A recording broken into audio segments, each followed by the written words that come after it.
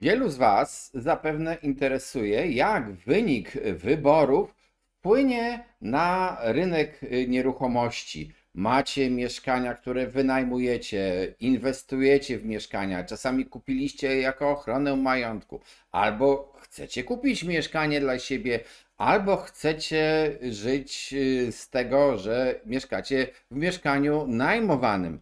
Wszystko jedno, w jakiej pozycji jesteście, to na pewno wynik wyborów i to, co się dzieje, jeżeli ta koalicja stworzy wspólny rząd, no bo musi go najpierw stworzyć ten rząd, może wpłynąć na Waszą sytuację życiową, na ceny mieszkań, na dostępność mieszkań. Dlatego też postanowiłem przyjrzeć się programom czterech partii: Hołowni, PSL-u, Lewicy i PO, programom, a w zasadzie fragmentom odnoszącym się do rynku mieszkaniowego i do pomysłów na zaspokojenie potrzeb mieszkaniowych. I od razu powiem, te podejścia są częściowo wspólne, częściowo się różnią, a który jest program najlepszy? No, to będzie o tym w tej audycji i o wpływie tych programów na Wasze finanse. Ale jeżeli interesuje Ciebie w ogóle rynek nieruchomości, subskrybuj ten kanał, pisz nam w komentarzach sugestie nowych tematów. Zachęcam również do odwiedzenia naszej strony symen24.pl, gdzie znajdziesz zestawienie tych programów, między innymi, nie tylko zresztą kursy o nieruchomościach. Dołącz do naszego Discorda, gdzie jest fajna grupa dyskusyjna. Oczywiście wspieraj nas również. I przechodząc do rzeczy, najpierw może ocenię te programy w takiej kategorii długość, obszerność i hasłowość, a raczej mała hasłowość, za to usiłowanie wprowadzenia konkretnych rozwiązań. I powiem tak, że we wszystkich tych kategoriach, które wymieniłem, w zasadzie wygrywa Lewica. Jej program zamieszczony na jej stronie jest najdłuższy, najobszerniejszy, najbardziej taki uzasadniony i nie odnoszący się do haseł. To jest pierwsze takie spostrzeżenie. Oczywiście nie każdy musi zgadzać się z programem Lewicy. Ale co po kolei te wszystkie partie obiecują i na przykład jakie mają wspólne punkty programów. Na przykład chcą zwiększyć dostępność mieszkań. Hołownia mówi, że chce, żeby było więcej mieszkań na wynajem, żeby były społeczne agencje najmu. PSL chce dofinansować wkład własny kupującego do kwoty 100 000 i także dostarczyć kredyt 1,5% stałe oprocentowanie na pierwsze mieszkanie. To już znamy, bo do tej pory mamy program 2% i widzimy jego skutki. No przede wszystkim wzrost cen mieszkań objętych programem. PSL jest lepszy, bo chce dać 1,5% kredyt. Lewica proponuje krajowy program mieszkaniowy, powrót polityki mieszkaniowej, samorządy, które będą budowały mieszkania, program też mieszkania na każdą kieszeń.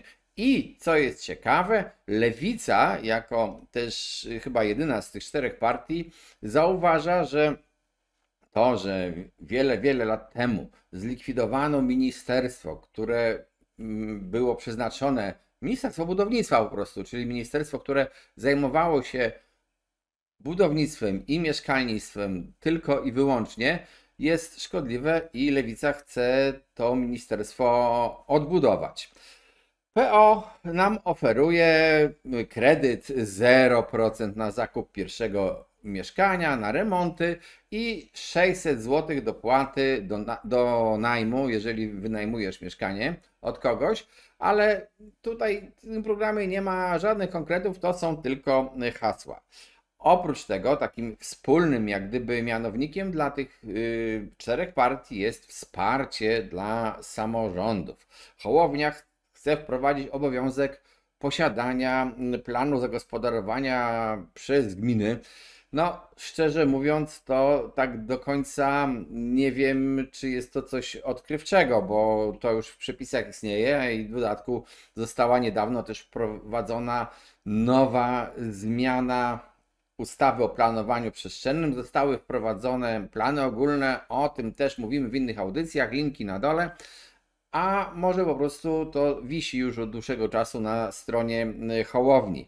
Lewica chce zwiększone dofinansowanie dla samorządów budujących mieszkania, czyli już widzimy też, że Lewica stawia na takie podejście, że to mieszkania takie komunalne, czy też no nazwijmy je społeczne budownictwo będzie rozwijane i będą budowane takie mieszkania właśnie z udziałem samorządów.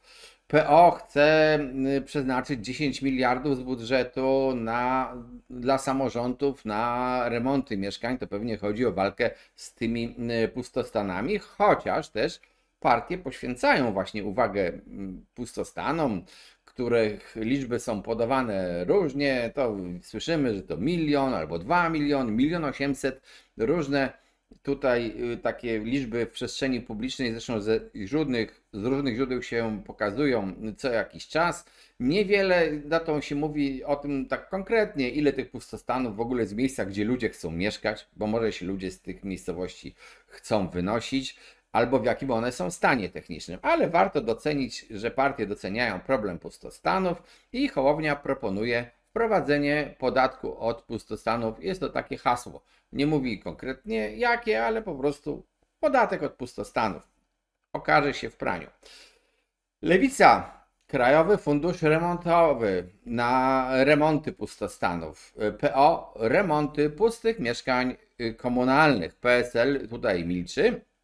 Natomiast PSL ma też pomysły na wsparcie dla finansowania osób szukających mieszkania, zresztą inne partie też. PSL proponuje działkę za złotówkę, jeżeli to byłoby na jakieś twoje pierwsze mieszkanie, czy tam na pierwszy dom dla osób młodych, oraz akademik za złotówkę, do tego jeszcze za chwilę wrócę.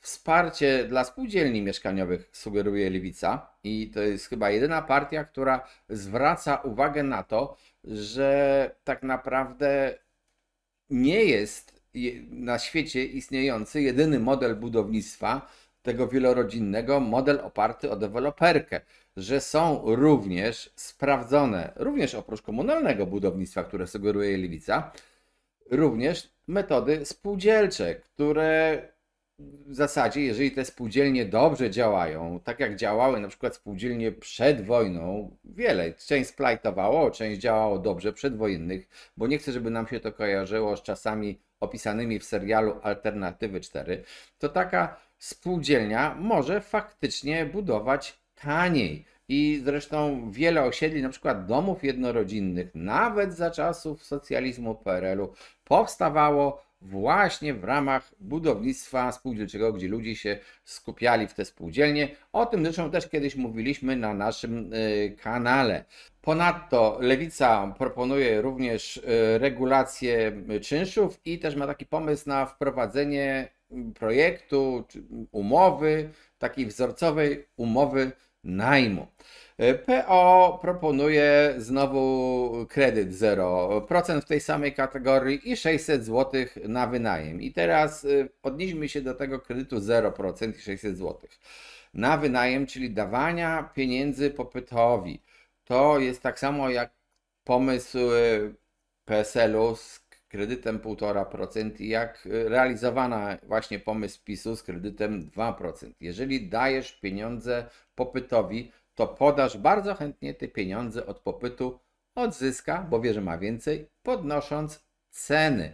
To samo jest z dopłatami dla najemców. Jeżeli dopłacasz najemcy do czynszu, to właściciel tego mieszkania wie, że ty masz taką dopłatę, więc może czynsz podnieść tobie o tą dopłatę. Bardzo podobnie działa to na przykład system landlordów i wynajmu w Anglii i dopłat właśnie do czynszów. Można się uczyć na tamtym przykładzie i może uniknąć tych błędów. Regulacja czynszów, no to zależy, nie jest to opisane, jak to jest, jak to ma być w szczegółach, więc trudno się do tego odnieść. Generalnie rzecz biorąc, trzeba powiedzieć, że jednak z tych wszystkich partii to chyba Lewica najmocniej stawia na to, że trzeba po prostu mieszkania budować. Na budowę tych mieszkań. Co te partie natomiast różni, bo to też jest ciekawe. Przede wszystkim różnią się, i to istotnie, w koncepcji wsparcia finansowego. Hołownia skupia się na zmniejszeniu kosztów wynajmu i zwiększeniu dostępności mieszkań przez ulgi podatkowe, ale też nie podaje jakichś szczegółowych rozwiązań. Jest to czasami kierunek dobry, ale nie zawsze, bo po prostu czasami może spowodować, aha, mam ulgę podatkową, no to po prostu płacę mniejszy podatek i tyle, a nic nie daję w to ludziom, którzy chcą ode mnie wynająć lub kupić mieszkanie. To wszystko po prostu zależy, czy ta ulga zadziała podatkowa, czy nie, od jej konstrukcji szczegółów, których nie znamy. Lewica znowu oferuje jednak ten szeroki program mieszkaniowy, budowę tanich mieszkań komunalnych, bodajże 300 000 w najbliższym czasie, wsparcie dla spółdzielni, regulację czynszów. PO znowu ma ten program 0%, czyli sypanie pieniędzy w popyt. PSL, o czym on myśli? Dofinansować wkład własny, dać działkę za złotówkę, dać akademik za złotówkę. Powiedziałem, że do tego akademika za złotówkę wrócę. Wiele osób dzisiaj ma mieszkania, które wynajmuje i wynajmuje studentom, którzy są bardzo dużą grupą popytową. Jeżeli wszedłby w życie program akademika za złotówkę, no to pytanie, co ten program oznacza? Tutaj już PSL tego nie konkretyzuje. Czy to ma być wsparcie dla budowania prywatnych akademików? Czy uczelnie będą miały dofinansowanie do akademików i budowy też nowych? No bo skoro ludzie czy studenci mieszkają, muszą wynajmować drogie mieszkania, a nie chcą mieszkać w obecnych akademikach, to po prostu oznacza, że tych miejsc w akademikach nie ma w tej chwili wystarczająco dużo. Czy też ma być to na przykład dopłacanie pieniędzy studentowi, który wynajmuje mieszkanie na wolnym rynku. To nie jest powiedziane. Jeżeli natomiast doszłoby do tego, że rozwija się budownictwo domów przeznaczonych na wynajmowanie studentom, czyli akademikach, czy to uczelnianych, czy prywatnych, czy samorządowych, wszystko jedno jakich, no to ci, którzy żyją z najmu mieszkań, muszą się zastanowić nad tym, czy nie będą mieli mniej potencjalnych zainteresowanych, czy ta pula najemców się nie zmniejszy. No to warto wziąć pod rozwagę. Na razie oczywiście nie mamy żadnych konkretów ustaw, więc no, nic nie wiemy, mówimy tylko o programach. Też te partie różnią się co do tego, jaki ma być zakres interwencji państwowej. Hołownia, no on raczej skupia się na tym, żeby rozluźnić zasady handlu ziemią, na przykład zmienić też zasady przekształcania ziemi rolnej na budowlaną, znajdującą się na terenach miast i to też może być takie trochę spóźnione, bo może wreszcie kiedyś doczekamy się tych planów ogólnych w nowej ustawie i troszeczkę tego, że nie będziemy mieli wsi w miastach. To zależy przecież tak naprawdę od samorządów. PSL chce znowu w ramach finansowania dawać te kredyty, dopłaty do kredytów. Jeżeli działki za złotówkę, to rozumiem, ktoś musi tę działkę dać, więc ktoś straci. Czy ten samorząd będzie chciał taką działkę komuś za złotówkę przekazać? No to ja nie wiem. Sądzę, że ktoś będzie musiał temu samorządowi dopłacić. Lewica to powrót do aktywnej polityki mieszkaniowej państwa. Tworzenie nowych instytucji, zwiększenie dofinansowania państwa dla samorządów, zwiększenie w ogóle tego państwowego sektora w podaży mieszkań, no i też rozwój spółdzielni, czyli na przykład stworzenie przepisów, które by ułatwiały łatwiejsze kredytowanie spółdzielni, co dzisiaj jest trudne. Planowanie przestrzenne. W zasadzie tylko Hołownia i Lewica się patrzą na te aspekty. Hołownia dość ogólnie mówi: wspierajmy, przyspieszajmy, wymuszajmy planowanie przestrzenne. Za 10 lat każda gmina ma mieć obowiązek posiadania planu przestrzennego. Natomiast Lewica myśli troszeczkę szerzej przyznam, bo myśl na przykład zauważyła taką rzecz, że warto jest dobrze planować miasta, że warto jest planować przestrzennie w ten sposób, żeby nie powstawały w miastach, co już się można zauważyć, że to powoli się dzieje, takie enklawy ludzi bogatszych i enklawy ludzi biedniejszych, żeby po prostu takie małe domki, gdzieś nie było osiedla małych domków kawalerek, takich czy tam tych apartamencików, pseudoapartamencików, a gdzieś indziej wielkie rezydencyjne mieszkania. Oni chcieliby, żeby na takich osiedlach na przykład mieszać ludność poprzez na przykład właśnie planowanie tam budowy różnego rodzaju mieszkań i tych takich dla osób, których nie stać na duże mieszkania i tych takich większych, trochę bardziej, no nazwijmy to w cudzysłowie oczywiście, luksusowych. To jest dość słuszna w sumie idea, bo ten problem powstawania gett, on został zauważony na całym świecie i on po prostu bardzo negatywnie wpływa na rozwój społeczeństwa, na rozwój miast. Co można powiedzieć o tych programach? No, przede wszystkim jest tak, że jeżeli te 4 partie, a 3 komitety wyborcze mają później utworzyć wspólny rząd, no to się muszą jakoś dogadać. I to nigdy nie jest tak, że program taki wspólny jest sumą programów cząstkowych. Tutaj widzimy wręcz, że niektórych tych rozwiązań nie da się ze sobą pogodzić, a jeżeli by zostały przyjęte wszystkie naraz, to one mogą sobie wzajemnie szkodzić. Którąś z tych linii te partie muszą wybrać. No i teraz zawsze diabeł tkwi w szczegółach. Do tej pory były 4 partie, 3 komitety, które łączył wspólny wróg. Jeżeli one chcą teraz stworzyć rząd, bo uzyskały większość w Sejmie, no to muszą zacząć się dogadywać. Słyszałem takie chyba trochę naiwne stwierdzenie jednego z prominentnych polityków, że teraz nie czas na personalia, trzeba się dogadać programowo i to jest bardzo fajne. Ja bym chciał, żeby te partie dogadały się programowo i się zgadzam z tym politykiem. Natomiast niestety trzeba pamiętać, że personalia również zaciemniają obraz, prowadzą do konfliktów, no bo przecież te partie teraz będą chciały podzielić się stanowiskami w administracji. Macie film zresztą poprzedni, chyba audycja, jakie są zarobki w administracji publicznej, to ciekawy film, warto spojrzeć i to na pewno też łakomy kąsek i członkowie tych partii będą chcieli coś mieć z reguły, bo przecież dobrze, władza weszła do Sejmu, a reszta członków też chce coś mieć, będą naciski i zauważmy też, że podział, ja wtedy, teraz jak nagrywam tę audycję, to nie mam jeszcze ostatecznych wyników, są te pierwsze oceny, czy też late poll, ale w tej puli to mniej więcej 2/3 głosów zdobyło PO, a 1/3 zdobyło PSL, Hołownia i Lewica.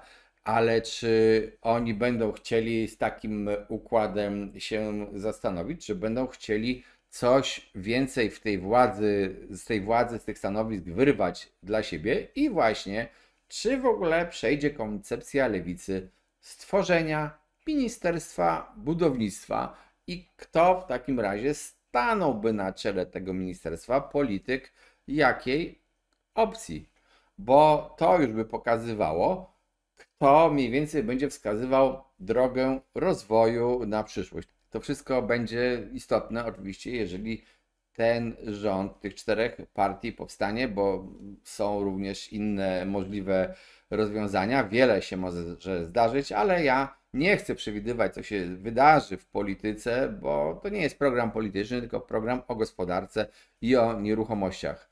Reasumując, wynik wyborów i możliwość dojścia 4 partii do władzy, utworzenie rządu koalicyjnego pokazuje, że partie te przedstawiały w wyborach różne koncepcje rozwoju rynku nieruchomości. Niektóre z nich według mnie są szkodliwe dla tego rynku, bo mimo tego, że wiele osób na przykład skorzystało z istniejącego już kredytu 2%, to widzę też, że ten właśnie kredyt, ten produkt, tak wprowadzony jak był wprowadzony, spowodował wzrost cen mieszkań. Jedni, ci, którzy sprzedają, się cieszą, inni, którzy muszą kupić, a nie zasługują na ten bezpieczny kredyt, się bardzo martwią. Ci, którzy kupują z tym bezpiecznym kredytem, martwią się może trochę mniej, no bo dostali mieszkanie, dostali możliwość kupna, ale jednak muszą za mieszkanie zapłacić więcej. Mieszkanie kosztuje więcej.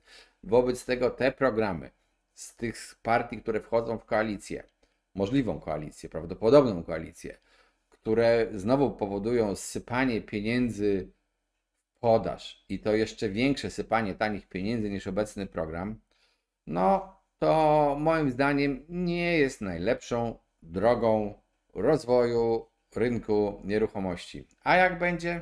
Zobaczymy. Subskrybujcie nasz kanał, piszcie nam w komentarzach tematy audycji, które chcecie, żebyśmy zrealizowali.